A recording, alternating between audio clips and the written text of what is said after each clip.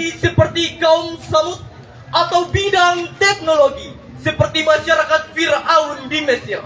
Hal itu semua justru hancur bahkan punah disebabkan oleh keruntuhan moral mereka. Dari pernyataan tersebut hadirin dapat difahami bahwa pentingnya menjaga nilai-nilai moral dan spiritual suatu bangsa. Kemajuan negara tidak hanya diukur dari materi, melainkan juga kualitas hati penduduk suatu negeri. Sedangkan hati itu urusannya dengan spiritual, bukan finansial.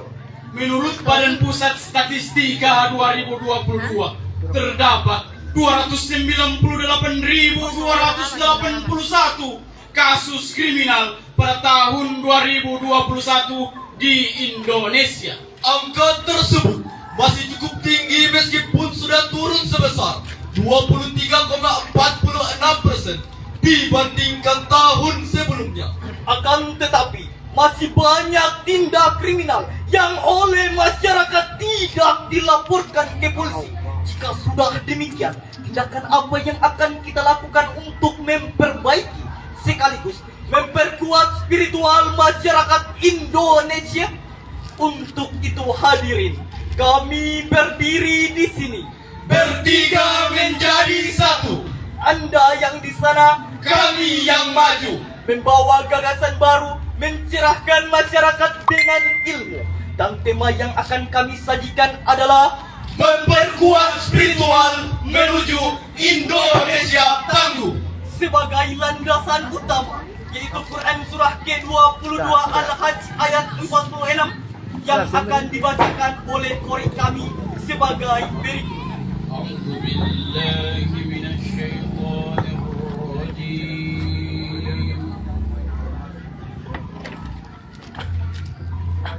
Bismillahirrahmanirrahim.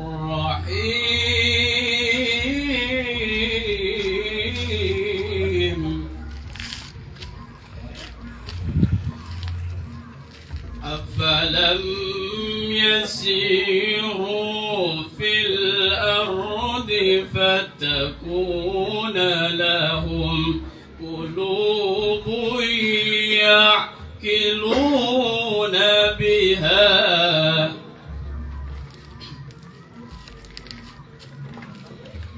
فتكون لهم قلوب يعقلون بها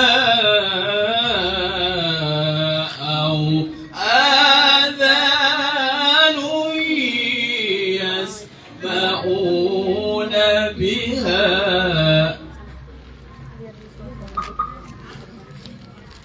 فإنها لا تعمى الأبصار ولكن تعمى القلوب التي في الصدور.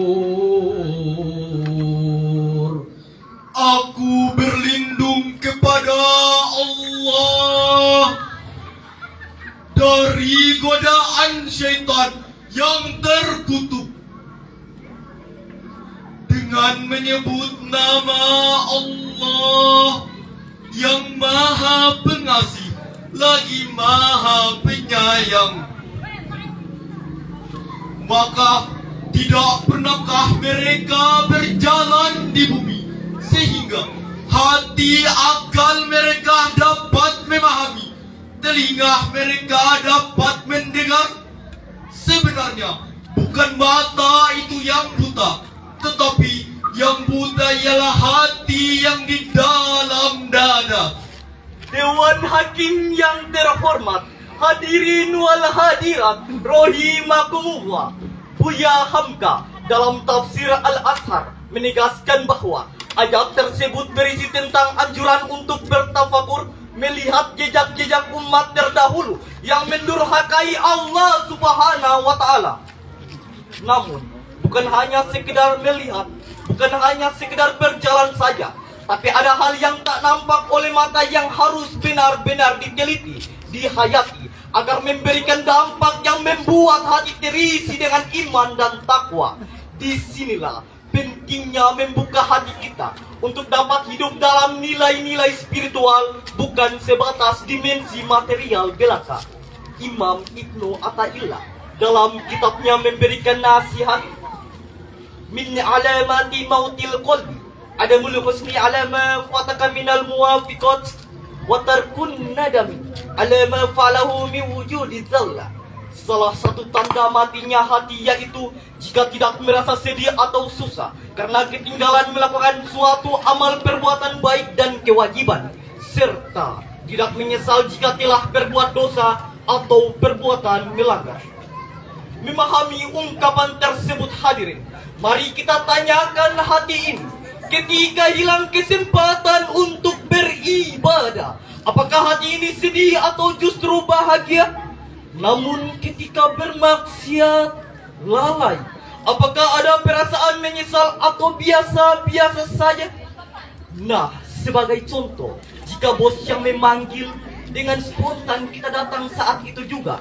Tatkala kita terlambat masuk kantor atau masuk sekolah, kita pun masuk dengan kepala tertunduk, takut dan malu pada atasan.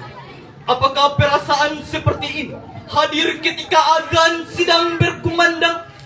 Apakah hati kita gelisah, ingin segera menunaikan panggilan itu? Atau malah sebaliknya, kita tetap saja abai dan seperti tidak mendengarkan seruan itu? Kalau seandainya tidak ada, di mana letaknya Allah dan Muhammad dalam hati kita? Apakah pantas kita menyebut cinta Allah dan Rasulnya? Jawabannya ada pada diri kita masing-masing. Ma'asyiral muslimin rahimakumullah, menata hati menjadi sangat penting untuk menjalani kehidupan yang fana ini. Sebagaimana hadis Nabi Muhammad SAW berikut yang artinya, Ingatlah, dan sesungguhnya di dalam hati itu terdapat segumpal darah. Jika ia baik, maka baik pula seluruh tubuhnya. Dan bila ia rusak, maka rusak pula seluruh tubuhnya. Ketahuilah, ia adalah kolbu atau hati. Muttafaqun alaih. hati yang terbiasa disiram dengan nilai kebaikan akan melahirkan akhlakul karimah. Imam Al-Ghazali dalam kitab Ihya Ulumuddin memberikan definisi menarik seputar akhlak sebagai berikut.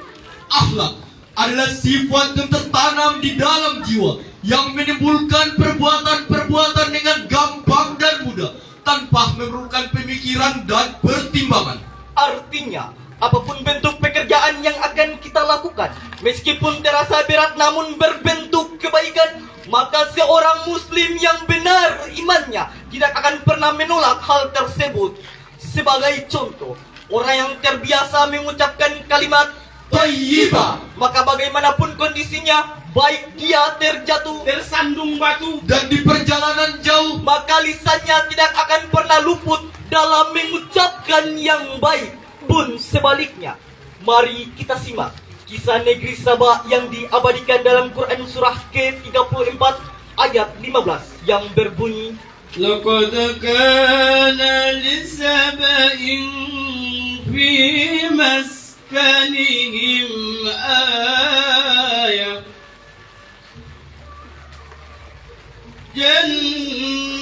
جنتان عن يمين وشمال كلوا من رزق ربكم واشكروا له بلدة طيبة ورب غفور. sungguh bagi kaum Sabah ada tanda kebesaran Tuhan di tempat kediaman mereka, yaitu dua buah kebun di sebelah kanan dan di sebelah kiri. Kepada mereka dikatakan, makanlah olehmu dari rizki yang dianugerahkan Tuhanmu dan bersyukurlah kepadanya. Negerimu adalah negeri yang baik, nyaman, sedang Tuhanmu adalah Tuhan yang Maha Pengampun. Memahami ayat tersebut, gambaran negeri Sabak seperti deskripsi Gus Plus dalam lagunya yang berjudul Kolam Susu. Orang bilang tanah kita tanah surga, tongkat kayu dan batu jadi tanaman. Orang bilang tanah kita tanah surga, tongkat kayu dan batu jadi tanaman. Ironinya, jika kita membaca lanjutan ayat dari surat Sabak tersebut, sungguh Negeri yang gemari palo jinawi, itu diazab oleh Allah Subhanahu wa Ta'ala. Hal itu dikarenakan penduduknya berpaling serta mengkufuri nikmat yang telah diberikan. Kekayaan sumber daya alam membuat mereka congkak, takabur, sehingga luput untuk bersyukur. Dan akhirnya bangsa yang besar itu jatuh tersungkur. Na'udzubillah, summa na'udzubillahi min dzalik. Coba kita mengingat kembali contoh peradaban Islam yang menggabungkan konsep material dan spiritual. Dari Bunta. Yaitu ketika Rasulullah Sallallahu Alaihi Wasallam berhasil membuat kota Madinah menjadi pusat peradaban Islam pertama di dunia, sehingga generasi mereka disebut-sebut sebagai Khairul ummah, umat terbaik yang pernah ada. Dewan Hakim yang kami muliakan, serta pengunjung musabaqah tilawatil Quran yang kami hormati. Dari uraian tersebut dapat disimpulkan bahwa spiritualitas merupakan salah satu kunci kemajuan, dan hal ini dimulai dari individu-individu yang secara sadar dapat menyeimbangkan antara hal konsep duniawi dengan konsep yang berorientasikan akhirat. Dan jika semua penduduk negeri ini menerapkan nilai spiritualitas dalam kehidupan mereka, maka insya Allah bangsa yang besar ini akan menjadi negara yang Baldatun thayyibatun wa rabbun ghafur. Demikianlah syarahan yang dapat kami sampaikan. Salah dan khilaf mohon dimaafkan. Kisah di dalam Al-Quran sudah dipaparkan. Lantunan ayat suci pun telah diperdengarkan. Secara fisik kami pamit undur diri. Semoga pesannya terpatri dalam hati, segera diamalkan tanpa kata nanti. Sampai jumpa di lain hari. Sadaqallahul azim. Maha benar Allah dengan segala firman-Nya. Fastabiqul khairat. Wassalamualaikum warahmatullahi wabarakatuh. Allah Akbar. Waalaikumsalam warahmatullahi wabarakatuh. Kita berikan aplaus yang meriah buat peserta dengan nomor